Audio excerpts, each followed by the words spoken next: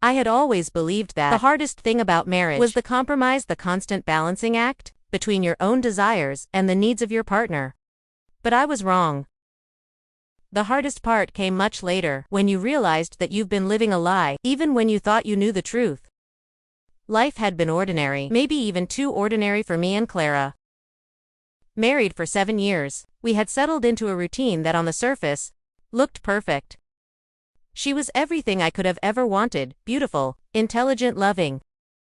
We had a house in the suburbs, a decent job, and shared the same dreams about growing old together. Of course, no relationship is perfect, and there were moments when I sensed small changes. A subtle shift in her gaze when she looked at me, a certain distance in her voice when she spoke. But I brushed it off. It was nothing. Just life creeping in, nothing more. Then there was the matter of her work. Clara's career had been demanding lately, and I respected her dedication. I spent my days in an office while she was out, at all hours. Some nights I fell asleep alone. It didn't bother me. She was passionate about her work, and I was proud of her. But little by little, the whispers of doubt crept into my mind. I ignored them. After all, we were a team. But teams fall apart, don't they? It was a Tuesday evening when everything changed. I had been working late, finishing up some reports on the couch, when I noticed something unusual.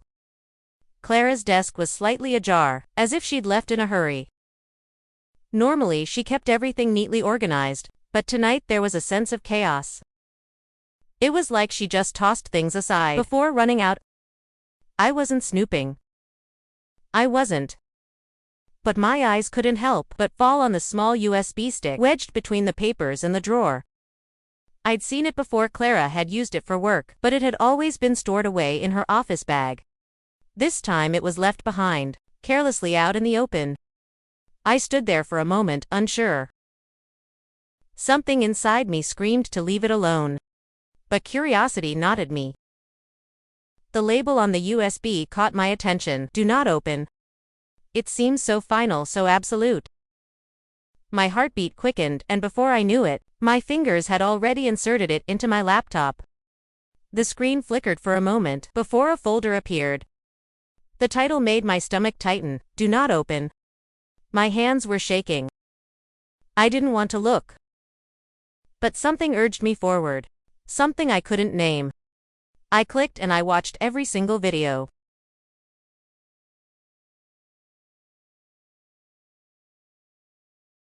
The first video was short, grainy. Clara laughing, her face flushed in the dim light. But she wasn't alone. A man I didn't recognize was there with her. The scene shifted, their conversation fading into muffled whispers, then silence as they embraced. My blood ran cold. I couldn't believe it. I shouldn't be seeing this. But my eyes betrayed me, glued to the screen as the videos continued. They were all the same intimate moments. Conversations I had never heard, shared with someone I didn't know. A double life. Betrayal. Infidelity. The most gut-wrenching kind of manipulation.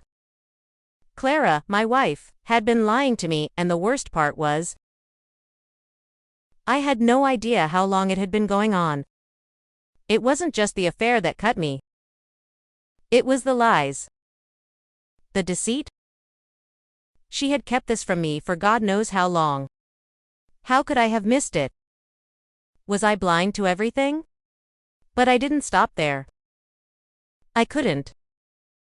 I watched each video, each one more damning than the last, as I felt my heart break with every frame. Clara's secret life. A life I had no place in. I closed my laptop and stared at the wall for what felt like hours. My head was spinning. My hands trembling. I wanted to scream, to lash out. But I couldn't. Not yet. No, I had to think. I had to plan. I had no idea what was coming next, but I knew one thing: I couldn't let this go. Not without making her feel the weight of what she had done. I would find the truth, and I would make her pay. The pain of the discovery lingered in my chest for days, gnawing at me with every breath I took. I tried to pretend nothing had changed. I went through the motions. Work. Dinner. Small talk. The world around me was going on, unaware of the war that had been ignited inside me. But Clara, God, Clara, she was so unaware of what I knew. She acted like everything was fine. Her smile never wavered, and her voice was as sweet as it had always been. I wanted to confront her, throw everything in her face, but I couldn't. I wasn't ready. I needed more. I needed to understand, how deep did this betrayal go? And then there was that moment. That slip-up. I came home early one afternoon. My mind a storm of thoughts. I walked into the house, expecting the usual, expecting the quiet. But Clara wasn't there. Her phone was. It buzzed on the counter, a name flashing across the screen. I couldn't resist. I picked it up. Mark? I froze. The name echoed in my head. Mark? The man in the videos. The man who had stolen my wife from me. My hand clenched around the phone. I was suffocating under the weight of this realization. She had been lying to me, and now, her phone was a portal to everything I needed to know. I clicked on the message thread, and there it was. Right at the top of the screen, I miss you. Can't wait to see you tonight. My stomach twisted violently. My wife had been living a secret life, and I had been completely blind to it. This wasn't just a one-time thing. It was a full-blown affair, a betrayal of the worst kind. The worst part. I didn't even know if I could trust her anymore. The next few days were a blur. I found myself obsessing over the videos, the messages. Every second that I wasn't with Clara, I was researching Mark. I had to know everything. Who was he? What did he have that I didn't? The more I dug, the deeper the hole became. Mark wasn't just some casual fling. He was someone Clara had been seeing for months, years even. There were secrets within secrets, hidden conversations and plans that made my blood boil. She had been lying to me for so long, weaving a web of deceit I had no idea how to untangle. And yet I was still stuck. I couldn't confront her, not yet. Not until I had everything. Until I could make her feel the weight of what she had done. I took the days that followed to prepare. I found out where Mark lived, where he worked. I found his social media profiles and learned everything I could. But the more I learned, the more my anger began to consume me. How dare he? How dare Clara? Every time I saw her, I smiled, I laughed, I pretended everything was fine. But inside, I was unraveling. The rage was building. I needed her to understand. I needed her to feel the pain of her choices. And when the moment came, it would be her turn to answer for what she had done. The confrontation was inevitable.